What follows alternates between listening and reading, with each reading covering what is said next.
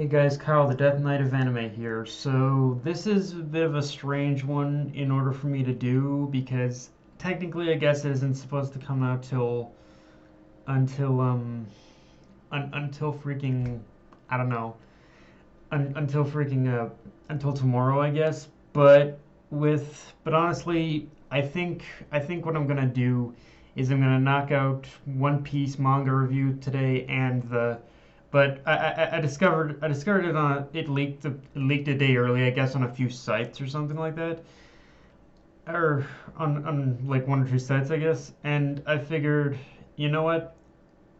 If it's here, I'm gonna knock it out.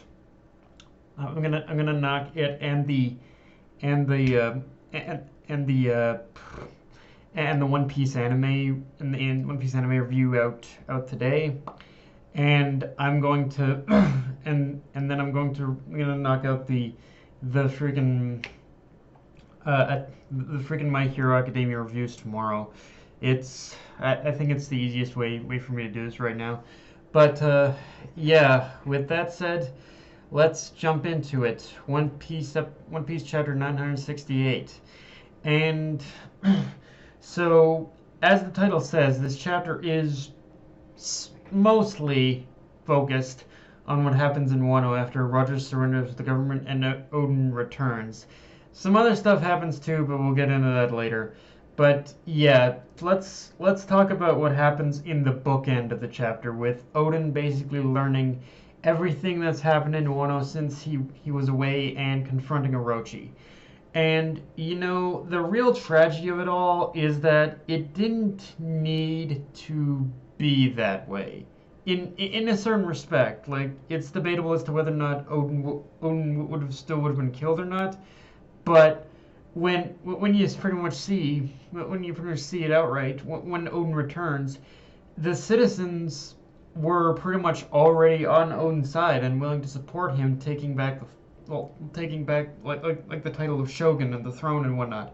But by him basically charging blindly into the castle, he made it too easy for Orochi and Kaido to exploit and twist Odin's passion and dedication to Wano as him having gone crazy and wanting to destroy the country, which from here is pretty straightforward. This as what happens from here, like we can pretty much assume this what he does from here pretty much triggers the events that led to his death and eventually the Kozuki name being publicly dragged through the mud. Like everything, like pretty much, like the real like everything Toki like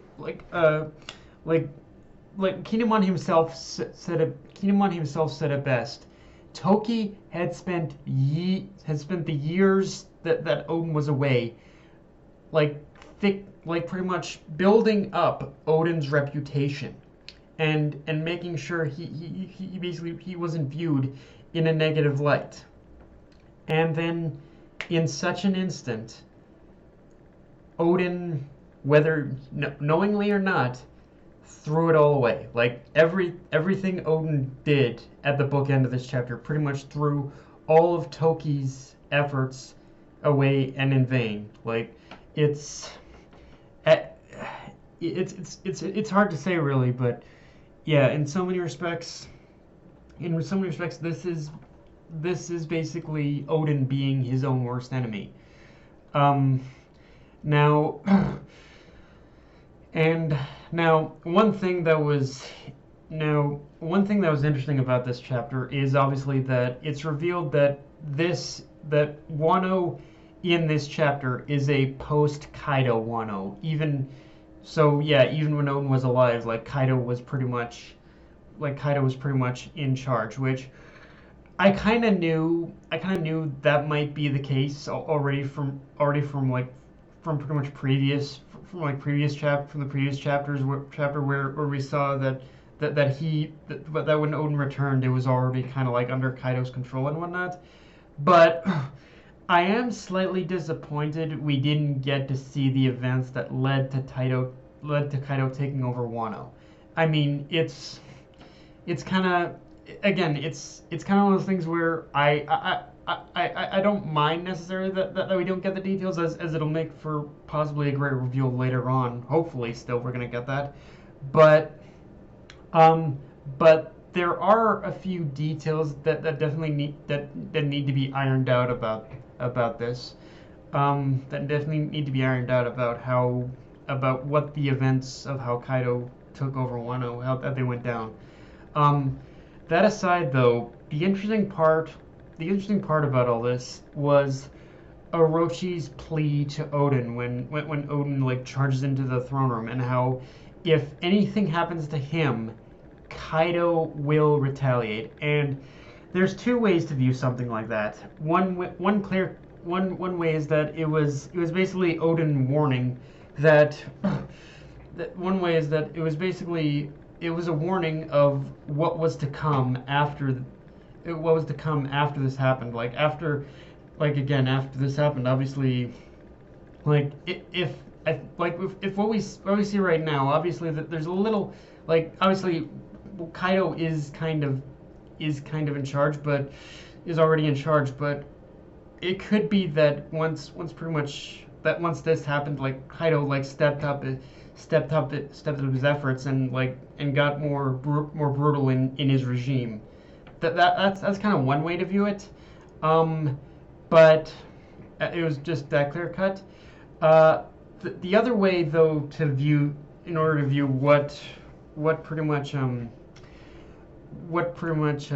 Orochi says, is that this could be revealing to us that Kaido has more leverage over Wano than we initially thought, in the sense where it's not just about him holding the country hostage, but which isn't too surprising, in the sense where we knew from the beginning that Orochi was far from being the mastermind of this operation, but just in the wording alone, just in the wording alone in Orochi's warning, it almost seems to tell us that Kaido's got some manner of leverage, or he's got some kind of a safeguard in place to protect himself in the event if he or even Orochi are taken out or defeated.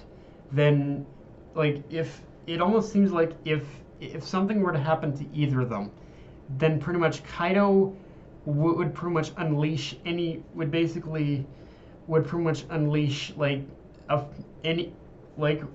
what he has over Wano, and pretty much topple everything.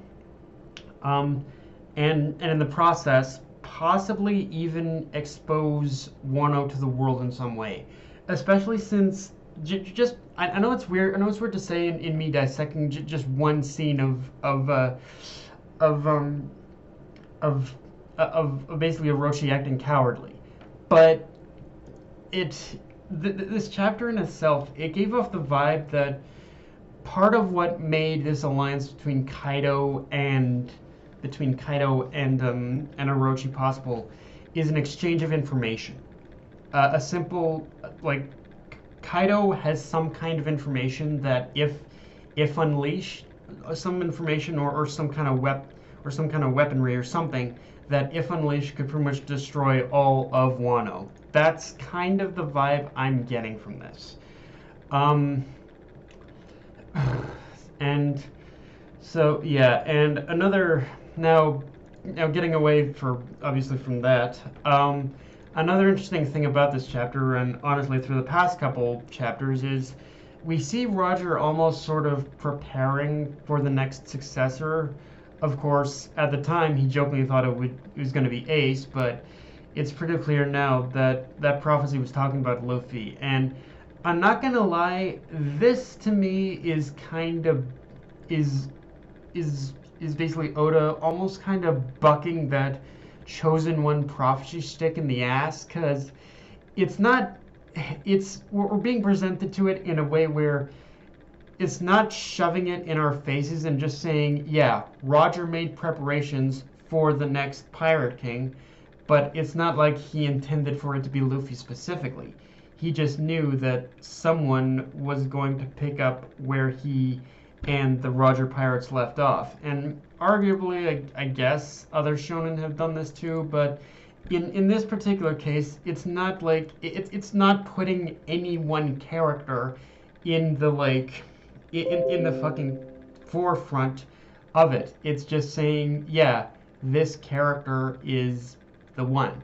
That yeah, they're just making preparations for this for someone. Um, Here's the big thing though, because we get the reveal that the reason that Oden wants to open up Wano's borders is to specifically prepare for the day that Joy Boy reappears. And going off what was said in this chap, and yeah, the thing with this is that it's basically like Joy Boy is dead supposedly, so that but just kind of going off what we learn and how we get indications that Roger and Oden unearthed the secret nation of the Void Century too early. That it all tells us that everything that in order for the Void Century and Joy Boy, in order the secrets of the Void Century and Joy Boy to be truly unlocked, it had to be it all had to be unearthed at a certain time and certain moment. It just wasn't during Roger's time, so there's that too. But and yeah, specifically, it's basically again, it's all kind of lining up for like for at the time when Luffy and for pretty much when Luffy and the Straw Hats probably find the One Piece and whatnot. So yeah, it's really I like how we're really putting like emphasis on this like on moments that need on a like specific time frame and moment of when everything needs to be unearthed almost. So but yeah, guys, that's my review. If you enjoyed the video, like, comment, subscribe. I'm on Twitter, Facebook, and for Crunchyroll. That Night of Anime, signing off. Later, guys.